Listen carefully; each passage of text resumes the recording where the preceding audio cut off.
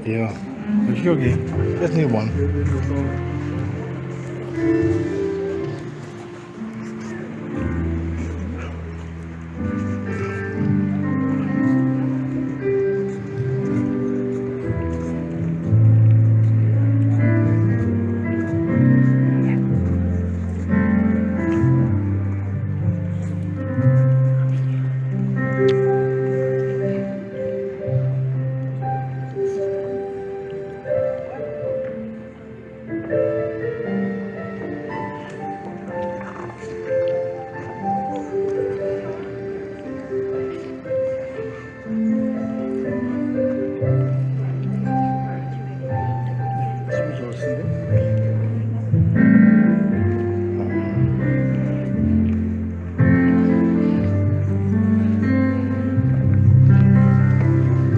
Revelation chapter 14, verse 13. The Apostle John said, and I heard a voice from heaven saying, now I belong to Jesus. Jesus belongs to me. Not for the years of time alone, but for eternity. I would ask my mother repeatedly, why did you give me this name? Is it too late to change it? My classmates would tease me in school because it was very old school. It wasn't until the day my grandmother died that it all came full circle to me what Carnetta represented. 3 generations of strong women. It was my grandmother's gift to my mother and myself. It is a resounding reminder of who I am ultimately called to be. And for my unborn daughter, it has been unanimously decided by myself that she will carry this middle name as well. It is an arduous task to even try to condense 96 years of living and 33 years of knowing someone into a few moments.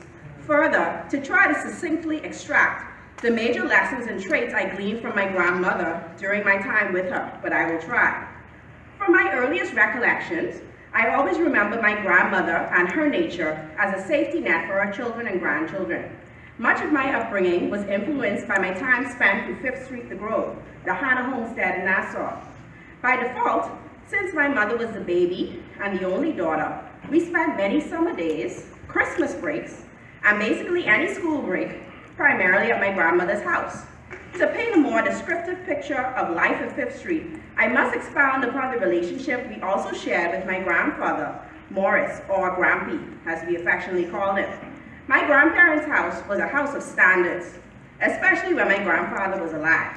We as grandchildren weren't verbally told the expectations or rules of the house, as Grampy made it quite clear from his body language, actions, and few words of reprimand what was expected behavior. Thank you for the prize you paid, bearing all my sin and shame. In love you came, and in amazing grace. Thank you for this love, Lord. Thank you for the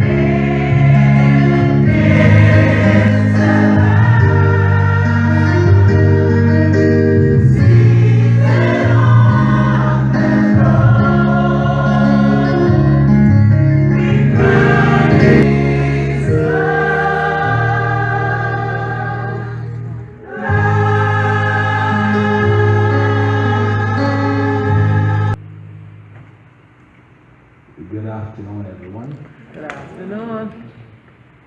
First of all, I'd like to thank Elder Hannah for his kind words of introduction, and indeed the choir.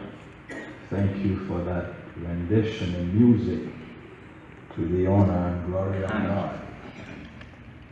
As I assumed responsibility for that church just last year, February, I had the privilege of visiting with her along with Elder Hannah. We saddened. In the morning of her passing, went to the hospital. She was here, there, and everywhere, make sure that everything was in order. So as she said, neither will she appreciate any of that. But the service is for me, the service is for you, pastors who have chosen to repeat what they hear from others instead of going to the source. For some other people, the knowledge on the matter is induced teeth. My Lord. Brown, you creature! Jesus is able to make all things new. Jesus can transform us. Jesus will make us brown new creatures. So, glad reunion day. We will sing the first stanza, after which the platform personnel will lead the procession. After that, we have the casket, then the family will follow. So, we sing the first.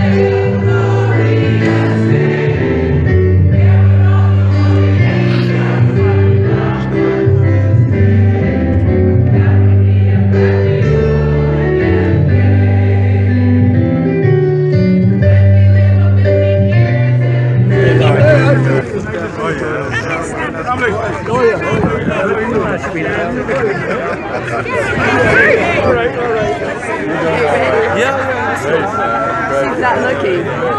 Mommy, you need to look. Now Stanford's not looking. Stanford.